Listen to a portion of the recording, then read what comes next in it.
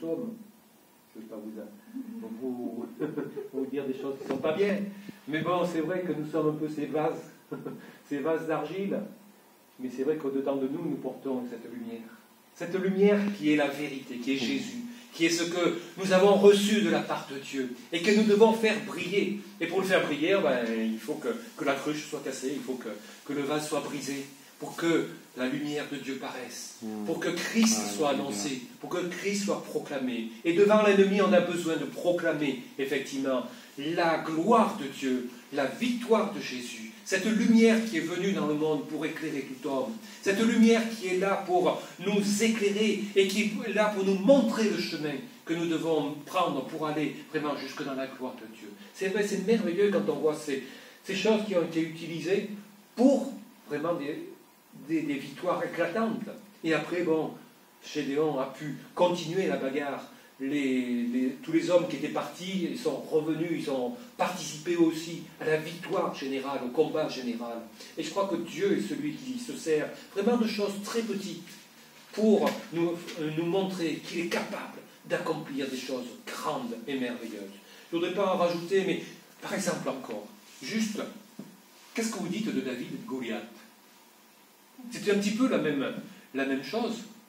David, un berger, qui avait son bâton aussi de berger, sa fronde, dont il se servait pour ramener une brebis qui s'est garée loin du troupeau. Et qu'est-ce qu'il a fait?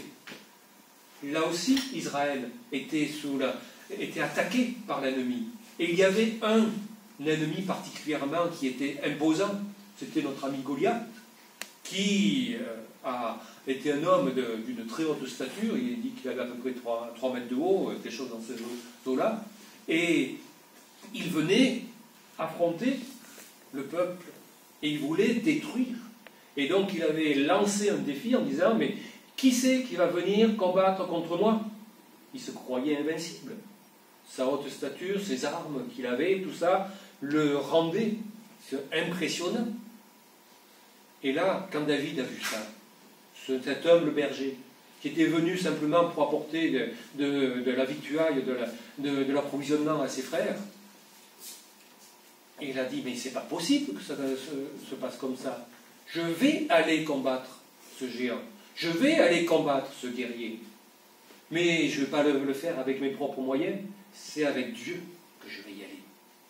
Et donc, le roi d'Israël lui a dit: allez, équipe-toi alors pour le combat. Viens me prendre mon armure, prends mon épée. Quand David eut revêtu ses habits, il dit: mais c'est pas possible, je ne vais pas pouvoir bouger avec ça. Je ne vais pas pouvoir combattre.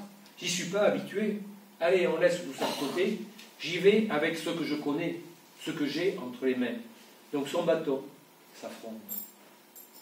Et c'est avec ces armes dérisoires, si on peut dire, qu'il est allé combattre l'ennemi. Cet ennemi qui avait une épée énorme, une lance, qui avait un bouclier, qui avait un casque, qui avait tout ce qu'il fallait, une cuirasse et tout ce qu'il fallait pour le protéger. David est allé le combattre avec ses petits instruments, ses petites armes. D'ailleurs, Goliath, quand il a vu arriver David, il s'est mis à rire. « C'est toi qui viens me combattre? Je vais en faire de toi qu'une bouchée. » Sauf que David lui a dit: mais c'est au nom de l'Éternel que je viens te combattre. Et là, David n'a pas hésité. Dès qu'ils se sont mis en mouvement, il a pris sa lance, sa fronde, et il a envoyé sa pierre. Et la pierre est allée frapper le géant. Juste à l'endroit où s'était dégagé, si on peut dire, le front du géant. Et ça l'a complètement assommé, il est tombé. Et David, après, l'a tué définitivement en lui coupant la tête. Et il a été vainqueur, avec vraiment ses armes dérisoires. Dieu s'est servi de ces armes pour lutter efficacement contre l'ennemi. Et Dieu l'a mis à notre disposition, effectivement, toutes les armes qui sont nécessaires pour que nous puissions lutter contre l'ennemi, pour que nous puissions être vainqueurs. Nous trouvons ces armes qui sont décrites dans l'Épître aux Éphésiens, chapitre 6, où on a le casque du salut, la cuirasse de la justice, la ceinture, le zèle pour les chaussures, et l'épée de l'esprit, et la foi comme bouclier. Et avec ça, on est capable de remporter les victoires. Pourquoi? Parce qu'on est fort? Parce qu'on est entraîné? Non, parce que Dieu est avec nous. Et c'est ça qui est important.